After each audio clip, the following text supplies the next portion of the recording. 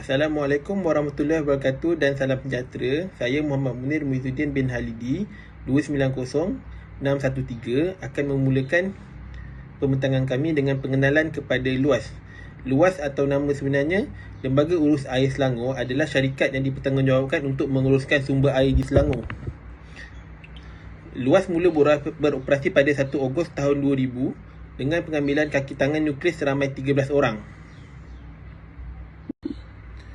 Seterusnya, objektif LUAS adalah untuk memastikan sumber air, lembangan sungai dan persekitaran pantai di negeri Selangor terpelihara.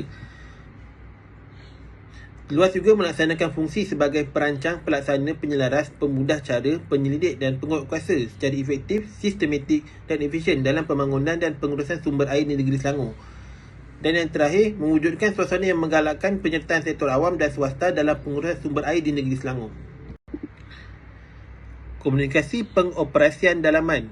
Struktur dalaman organisasi secara terus mempunyai kaitan dengan usaha untuk mencapai matlamat organisasi. Komunikasi tersebut berlaku secara dalaman dalam satu syarikat yang hanya melibatkan kaki tangan di pelbagai peringkat.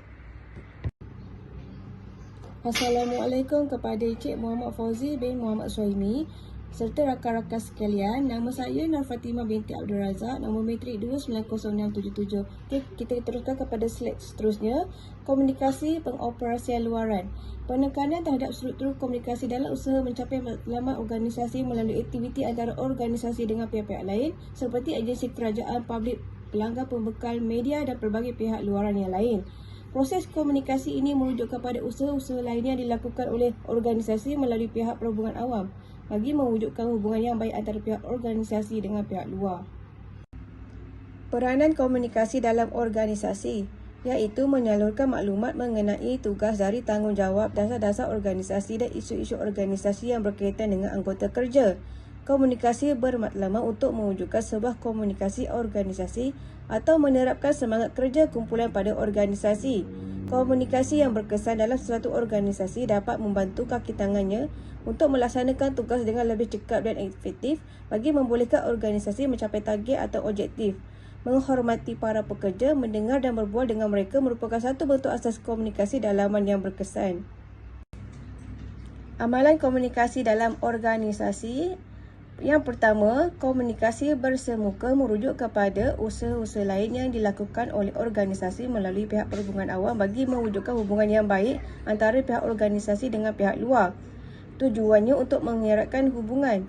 Nombor dua, komunikasi melalui tulisan yang telah dilaksanakan di dalam organisasi seperti laporan, kertas cadangan, memorandum, surat edaran dan surat rasmi lain. Yang ketiga, komunikasi menggunakan teknologi komunikasi seperti telefon, email, fax dan lain-lain teknologi. Dan perlu berhati-hati agar perbualan yang disampaikan lancar dan tepat. Assalamualaikum dan salam sejahtera yang dihormati pensyarah Encik Muhammad Fauzi bin Muhammad Suhaimi dan juga rakan-rakan, saya Nazirah binti Omar, nombor matrik 290770. Saya akan tuliskan pembuatannya seterusnya iaitu kesan amalan komunikasi. Yang pertama, proses pertukaran dan perkongsian maklumat serta jalinan hubungan di antara pihak pengurusan dan juga kaki tangan.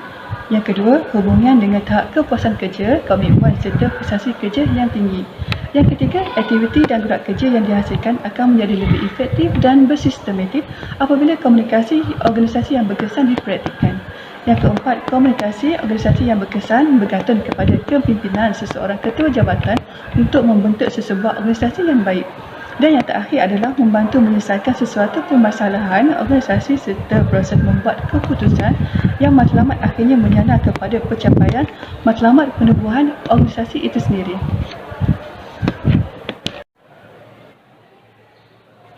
Dan seterusnya, bagaimana amalan komunikasi dapat ditingkatkan untuk mencapai matlamat organisasi.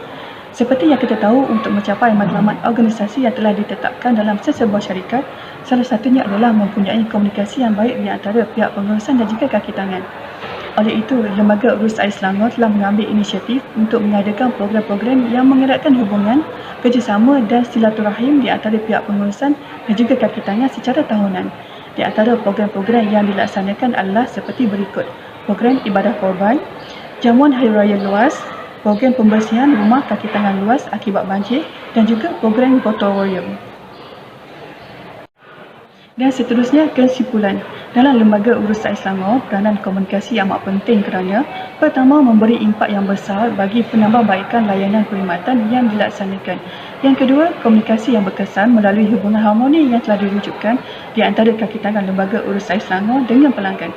Dan yang terakhir adalah meningkatkan kemahiran komunikasi dan memperkemaskan saluran komunikasi yang sedia ada bagi menjamin setiap perkhidmatan yang ditawarkan. Sekian, terima kasih.